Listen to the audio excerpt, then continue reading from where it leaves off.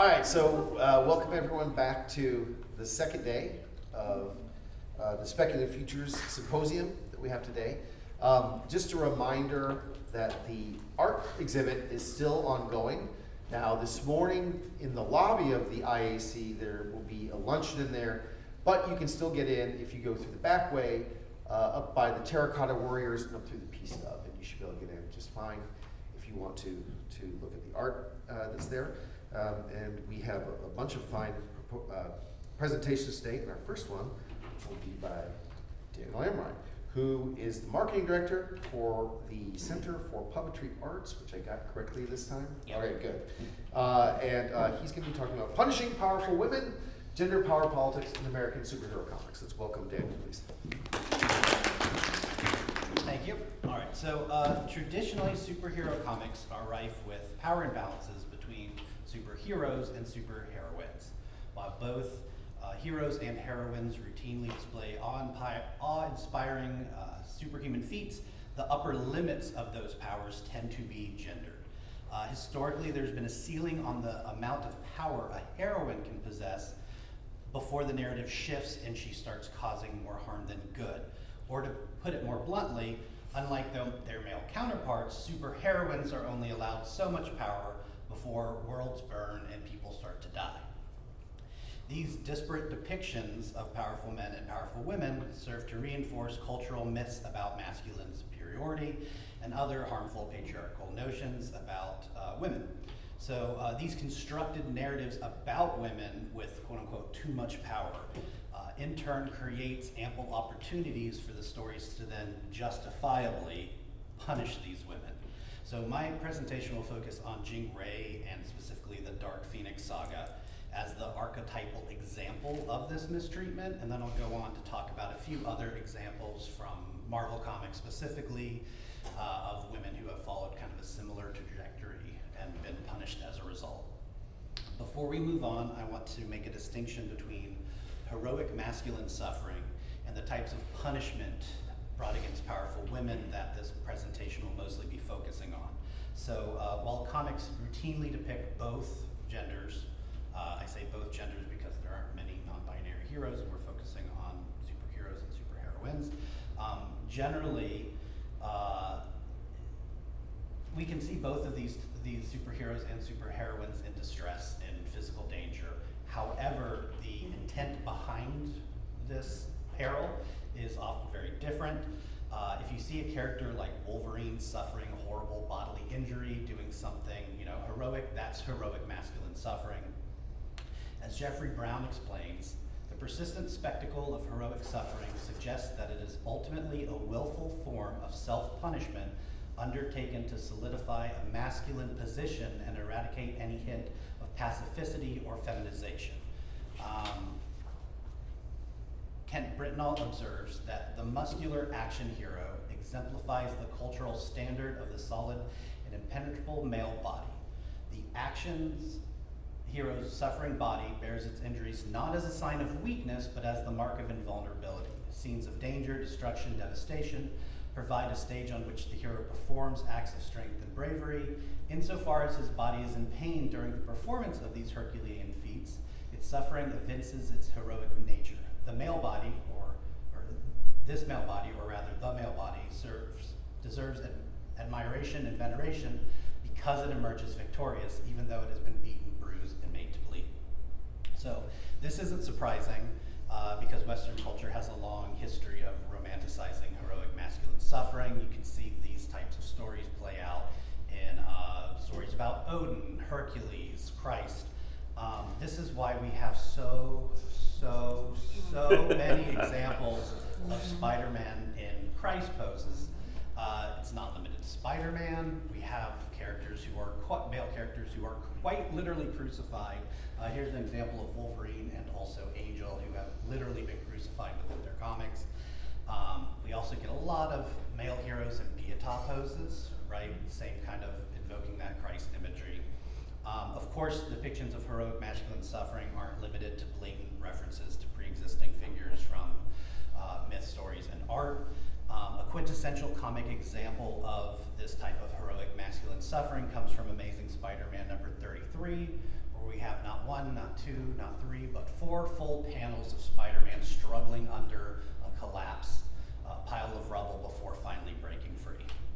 So regardless of its dressings, the aim of heroic masculine suffering is to exalt male power and to associate male power with heroicism.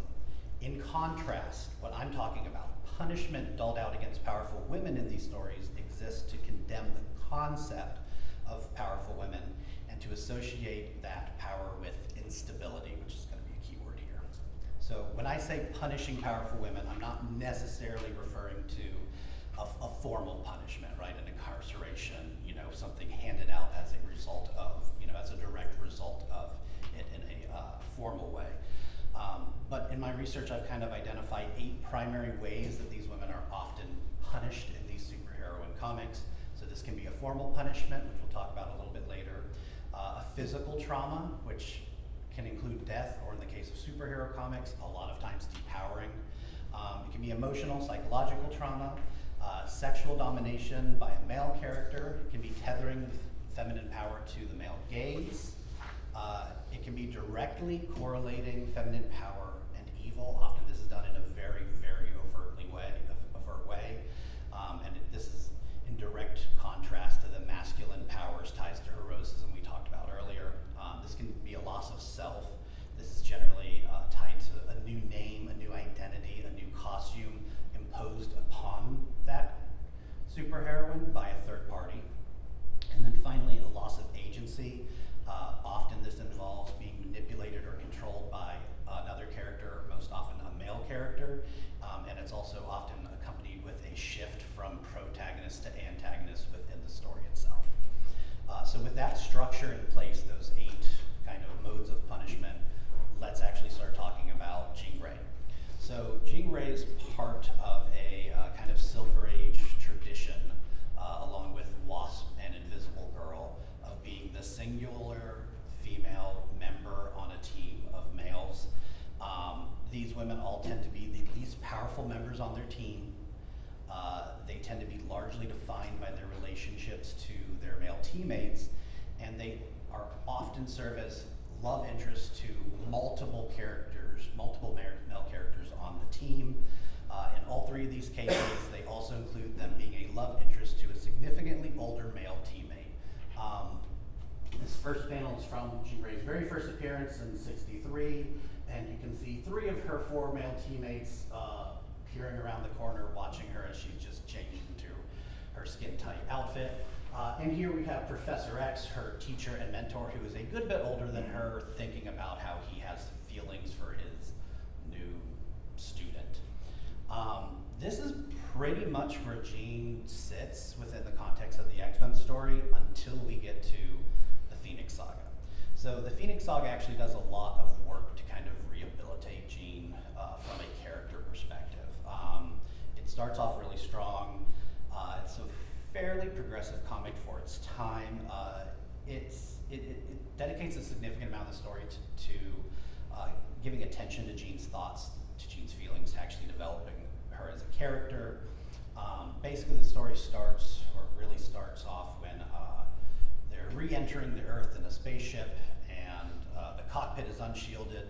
So she makes all of her teammates go into like a protective area, and she pilots the ship through radiation. So we have that heroic sacrifice that we often see male characters make in media, and it does in fact kill her. But she brings herself back to life. So this is really important, her resurrection as the Phoenix, because it establishes her heroicism, establishes her power, and more importantly, it establishes her agency. She brought herself back under her own power. Afterwards, as I noted, it also does a decent job of dealing with the trauma. Jean doesn't just immediately bounce back from this. Like, this is an ordeal in the comic. In the comic, she talks about this. Like, she's shaken from this. There's actual character development with Jean. From there, we follow Jean as she comes to terms with her new massive spike in power. Eventually, she uses the power to quite literally save the universe. This kind of glow up also makes her one of the most powerful heroes at Marvel at the time, possibly the most powerful hero.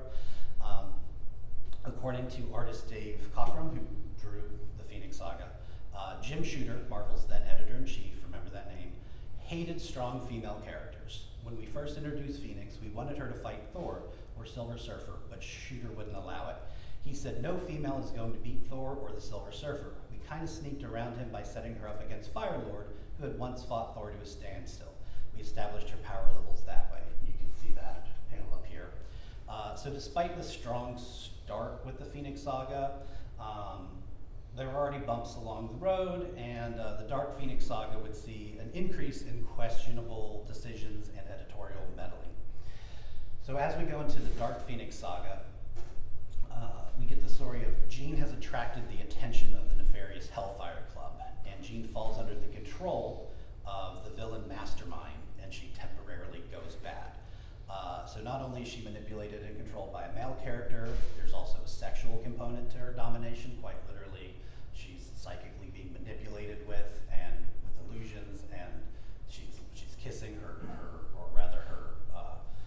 abuser is kissing her and controlling her, creating this fantasy world where she is subservient to him. She also loses her agency as she shifts from the protagonist to an antagonist. She takes on a new persona as the Black Queen, complete with a costume clearly intended for the male gaze. Thankfully, Jean breaks free of this control. Unfortunately, she immediately goes bad again. She immediately loses control of her emotions and intellect a second time. Her unchecked power takes over, and she now transforms into the Dark Phoenix immediately after the story. So now we have her second loss of agency and self. She gets a huge boost in her already boosted power, so we're starting to see that demonstrating, the story demonstrating that correlation between feminine power and evil. And again, she shifts from protagonist to antagonist. Without control of her powers, the Dark Phoenix feeds on a star, unknowingly killing millions of aliens who appear in a single panel and are nameless in the text, but referred to as the Asparagus People by the creators and fans, before intentionally destroying a starship and killing everyone on board. Within the story, eventually, quote, Professor Xavier exorcised that evil part of Jean's self, therefore helping her to bring her powers under control. This panel is very controversial, this one single panel of the Asparagus People's homeworld being destroyed. And we know that it was added by then series artist John Byrne, the artist having changed between the Phoenix Saga and the Dark Phoenix Saga. And according to Byrne, all the bits that the series writer Chris Claremont came up with for the first rampage of the Dark Phoenix amounted to pretty harmless stuff. So I had her nuke the planet of the Asparagus People, and everything snowballed from there. According to former series artist Dave Cockrum, who again had penciled the Phoenix Saga, editor Jim Shooter saw that as an opportunity to get rid of her, to get rid of Jean. According to series author Chris Claremont and series editor Louise Simonson, the original conclusion of the Dark Phoenix Saga would have had Jean walk away from all her superpowers rather than risk controlling them again.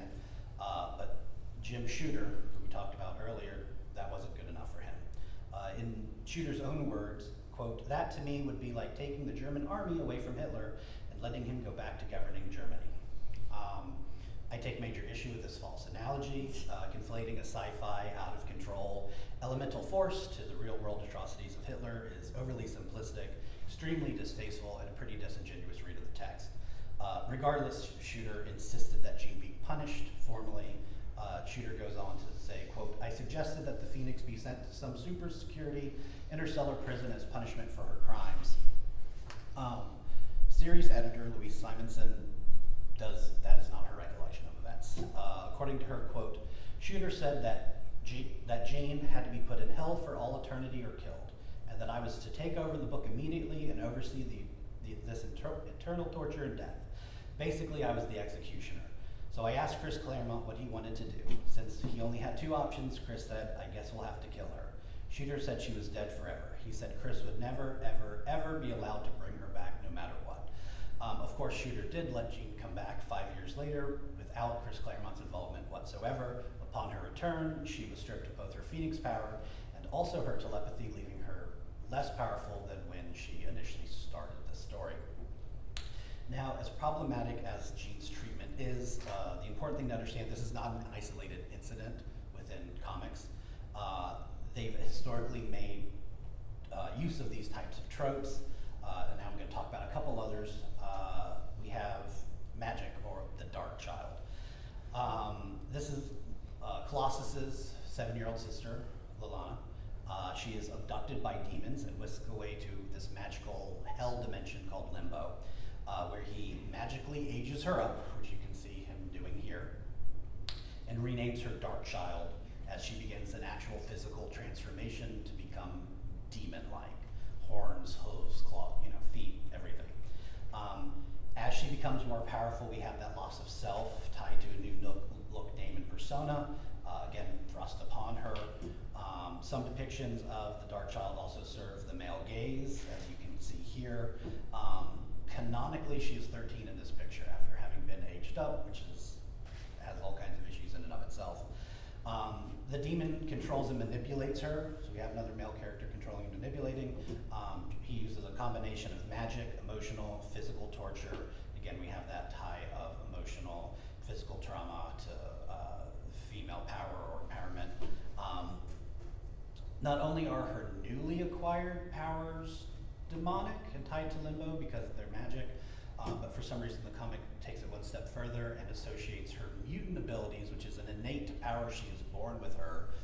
It ties that to Limbo as well. She's able to teleport. The comic establishes that she's teleporting to Limbo. So both of her powers, both of the magical variety and the innate abilities within her, are both tied to this kind of evil, hellish dimension. So this kind of doubly solidifies a correlation between her powers and evil. She is eventually heroically sacrifices herself, and then leaves behind this like younger alternate version of herself without powers, and then she contracts a virus and dies. So she is depowered and kind of actually dies twice. Next up, I want to talk about Sue Storm, the Invisible Woman, aka the Invisible Girl at the time. Her story is very, very similar to the Dark Phoenix. In a two-part story written by former artist John Nuke the Planet of the Asparagus People Byrne, Sue, while still recovering from the trauma of her miscarriage, she becomes controlled by two male characters, the Hate Mongerer and also Psycho Man. So this causes Sue to lose control of herself, again mirroring that Dark Phoenix loss of agency as Sue shifts from series protagonist to antagonist. And then she also has that loss of self as she's given a new costume, new persona as Malice, the Mistress of Hate. The new costume is a far cry from Sue's normal fashion choices. So again, we have that tethering of the feminine power to the male gaze. And of course, this comes to the big power dump. She becomes infinitely more dangerous than she ever was as Invisible Girl. Sue is thankfully stopped and cured of her kind of hysteria, as the comic kind of positions it, when Mr. Fantastic slaps her and tells her to knock it off. So a little bit of a better outcome than Phoenix, maybe, but not that much. Next up, I want to talk a little bit about the Goblin Queen. So yet again, another story about a woman suffering from the trauma of losing a child. I believe we're starting to see a pattern here. After Madeline Pryor's husband, Cyclops, leaves her and her child is kidnapped, she experiences a loss of self while being manipulated by not one, but two male demons. She makes a kind of a loose deal with one of the demons and develops superpowers, again correlating feminine power and evil with that like demonic agreement. And she's given the costume of the Goblin Queen, which you can see here. Again, tying her power to the male gaze. It's later revealed that she's being manipulated by a third character as well, Mr. Sinister. So we have her being manipulated by three male characters in the story. Many of these manipulative relations also have implied elements of sexual domination, with the way the art kind of frames and presents her, and also the way that her male manipulators interact with her. Here you can see Sinister kind of cradling an unconscious nude Madeline. The Goblin Queen Queen Madeline experiences a loss of agency, and again, she shifts from protagonist to antagonist. She eventually dies in battle while trying to kill her child, Cyclops, and destroy the world. Finally, the last one I want to talk about is, I can't do this presentation without talking about the Scarlet Witch. The Scarlet Witch, specifically in the comics, Avengers Disassembled and House of M. Third example of the presentation of a powerful woman losing a sense of self and control and turning evil after the loss of children. While Wanda is suffering from this loss, she, quote, suffered a total nervous breakdown after losing control of her reality-altering powers.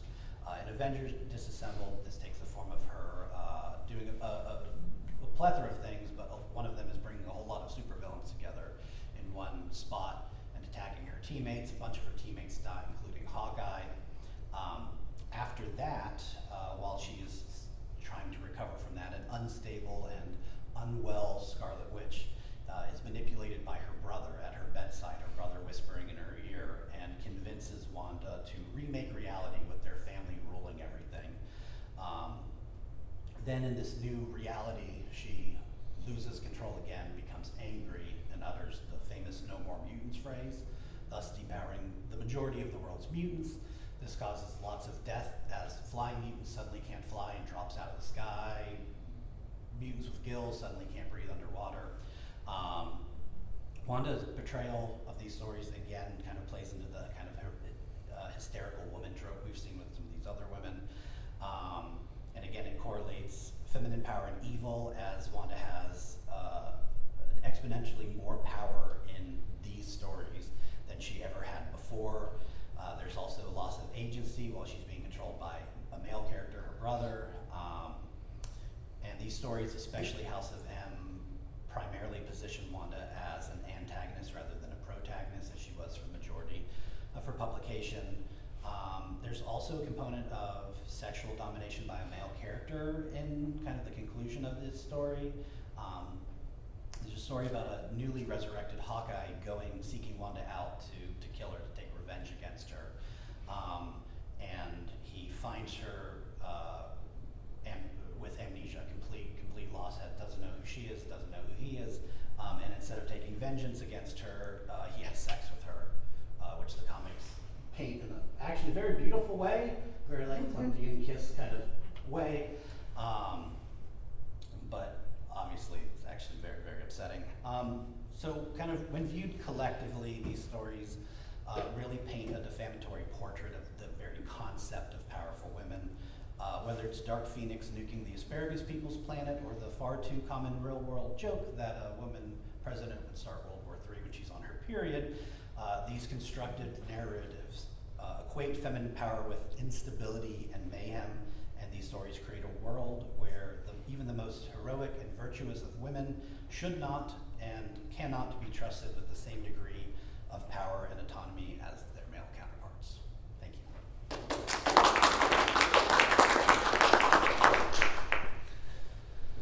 Any questions for Daniel? When you were going through like the list and everything, Echo came to mind because I feel like she's like the opposite of like all of that. But I can't think of any other characters like that. Yeah, I could definitely think of more characters I could have added to this. Ms. Marvel comes to mind, back in the, again, Jim Shooter, that horrible story of her being mind controlled, leaving the Avengers. Yeah, Echo's the one that I thought of too, and I'm sure there are others. One of the reasons I selected these characters is that they were all kind of pre-established characters that had this thrust upon them. It's not like they were anti-heroes from the start, right? Having some sort of like, asking the moral question of how far is too far, or even just kind of in like a slocky, vengeance story like that. Like those stories are about other things rather than these stories. These stories to me all kind of serve a kind of appear to be kind of a moralistic, don't don't let women get too much power, they will lose control. But yeah, Echo is also the only character that I can think of that is kind of the reverse of this. I think, I'm not sure, but I think that was also kind of baked into the character from the beginning of let's tell a story about a character breaking away from this instead of unveiling, oh, this had happened. Yeah, if anyone else has any examples, I'd be interested to hear, but that was the only one that came to my mind as well.